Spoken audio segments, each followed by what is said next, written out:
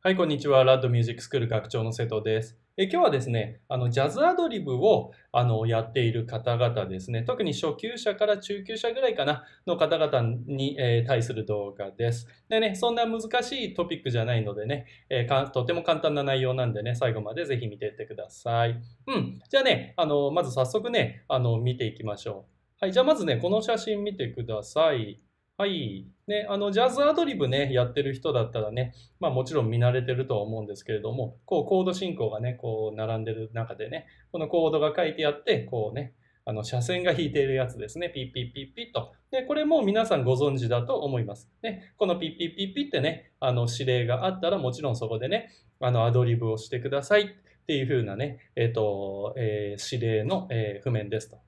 で、これでね、パッとね、アドリブができりゃ、話は早いんですけれども、そうもいかないと。なのでね、皆さんね、僕も含めてね、ジャズのアドリブをね、一生懸命練習するわけなんですけれども、その、練習するときにですね、皆さん少なからず、例えばこの、コード F ドミナント7、ね、そしてフラット9って書いてあったらですね、その中で何をやればいいのかっていうのでね、とてもね、勉強するわけじゃないですか。で、今日はね、そのね、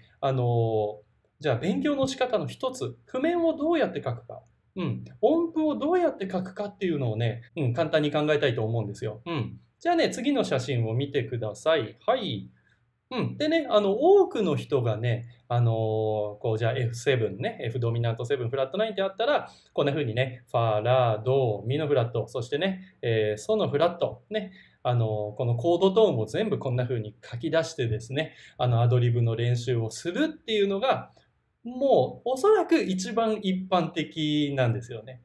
そして正解か不正解で言うと、これはね、立派なね、正解だと思いますよ。コードトーンっていうのをね、全部書き出してあげて、そして、四苦八苦しながらも、それでアドリブを練習していくっていう方法ですね。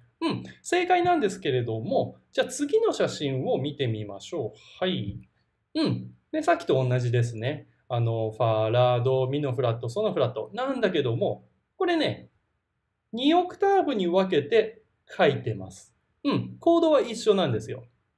なんだけども、例えば我々ね、この管楽器演奏したりする人っていうのはですね、この、過去の動画でもたくさん話してるんですけれども、1オクターブ分だけこうやって音符を書いていると、どうもね、その中だけでアドリブを構築してしまうという恐れがね、非常に高いんですね。なので、少なくとも僕のおすすめは、2オクターブ。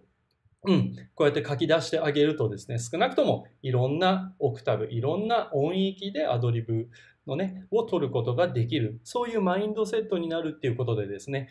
僕のおすすめは、少なからず2オクターブは書いてあげるというのがおすすめです。はい、じゃあね、次見てみましょう。ドーン。はい。ね、これね、何かというと、F7 ね、フラット9に対する、コードスケールの一つですね。でね、このコードスケールっていうのはね、何かっていうとね、各コードにね、こう割り当てられたスケールなんですけれども、この作り方もね、無限にあります。一種類じゃないです。もう無限な種類のスケールがあるんですけれども、そのスケールの、コードスケールの中の一種類ね、自分が一番勉強したかったりですね、一番その、なんて言うんだろうな、好きなサウンドのスケールをこう書き出していくというのが、次に一般的なね、このアドリブを学ぶ時の上等手段ですね。コードスケールを書き出すということです。なんだけども、じゃあ次の写真を見てください。ドーン。はい。これが今日やりたいメインです。はい。向かってね、譜面の左側に先ほどのコードトーンを上に並べる。ファ、ラ、ド、ミのフラット、ソのフラットを書き出しといて、それと同時にスケール、さっきのコードスケールも書き出しといてあげるということですね。これでね、両方見れるんですよ。コードトーンっていうのとスケール、コードスケールね。両方一緒に見れるので、ジャズを勉強している人たちはね、この書き方結構おすすめなので、ぜひね、一度騙されたと思ってね、これをね、譜面に書いてみるといいと思います。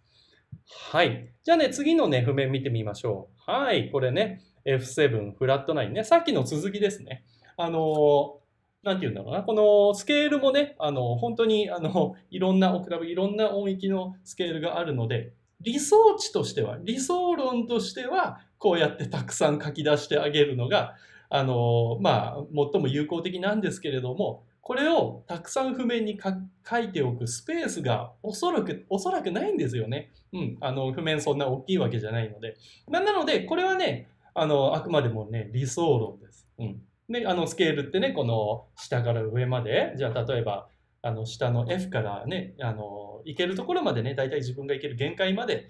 じゃあ例えばなんだろうな、これをね、フラジオ域までやってみると、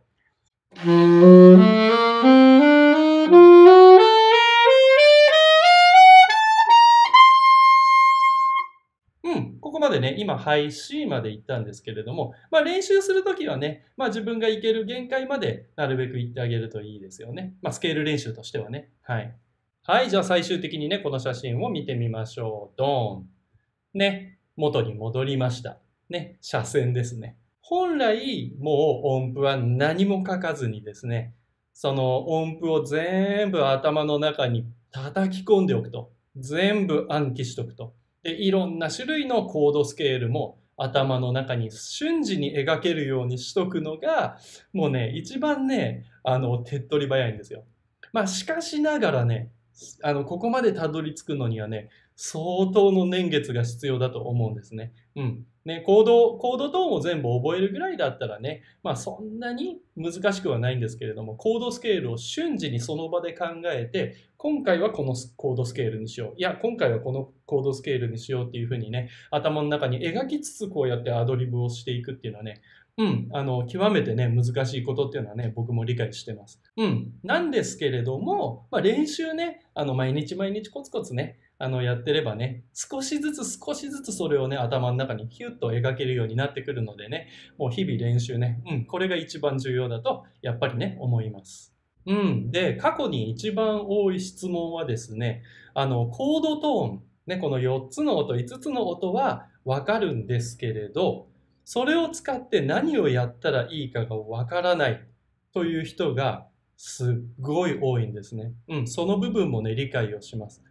なのでね、先ほど書いてあったコードスケールっていうものをね、その場で描きつつやっていくんですけれども、じゃあ次にね、そのコードスケールの書き方がわからない、っていう人がもちろん次に多いんですけれども、そうですよね。コードトーンは分かっても、一体それを使って何のスケールを作り上げたらいいのか、もしくはどんなアドリブの内容をしたらいいのかっていうのがね、一番のね、問題点になるんですけれども、そこはね、この今日の YouTube じゃね、残念ながら時間もないのでね、そんなに語ることはできないんですよ。なおかつ、やっぱり1対1でね、こう会話しながらね、やんないとですね、それってのは、こうやってやるんだよ、こうやってやるんだよってね、結構そのジャズのアドリブを教えるのって手取り足取りやんないと教えられないので、ちょっとね、この YouTube の一方的なね、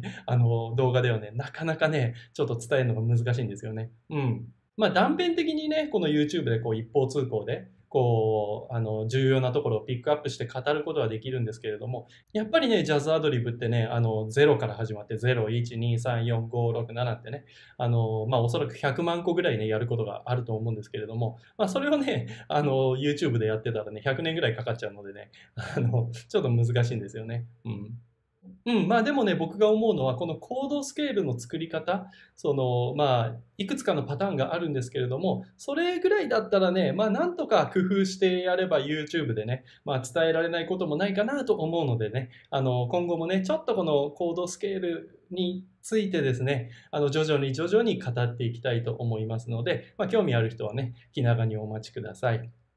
はい、じゃあ今日はね、コードの書き方、主にね、このコードトーンの書き方とかスケールの書き方をね、軽く、お伝えしてみました。この動画がね、役に立ったと思ったら、いいねボタンとね、チャンネル登録をぜひよろしくお願いします。じゃあまたね、次回の動画で会いましょう。バイバイ。